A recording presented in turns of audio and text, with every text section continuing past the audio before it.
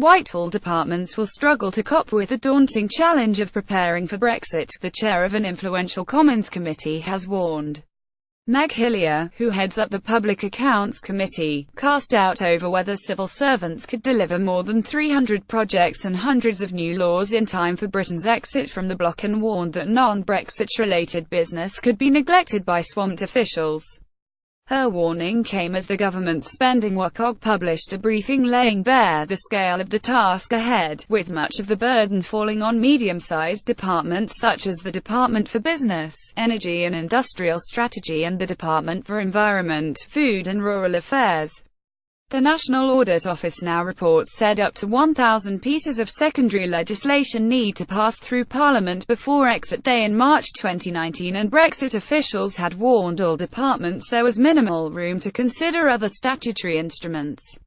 All departments must plan for no-deal scenarios, the now added. It comes as Theresa May prepared to meet EU Council President Donald Tusk on Friday ahead of a make-or-break deadline on the progress of talks. Meanwhile, the key Brexit legislation could be shelved until after Christmas as the Prime Minister was faced with a growing Tory revolt on plans to enshrine the exit date in law. Ms. Hillier, responding to the briefing, said this document lays bare the daunting challenge faced by the civil service in coordinating Brexit. I question whether Whitehall has the ability to deliver the 313 projects and hundreds of new laws it says are needed. There is a risk that anything non-Brexit related will be neglected.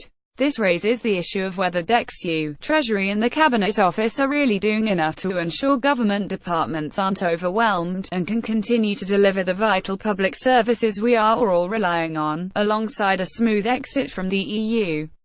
Brexit Secretary David Davis recently told the Cabinet that more than 3,000 extra civil servants had been taken on to boost work towards leaving the EU, with a further 5,000 expected next year.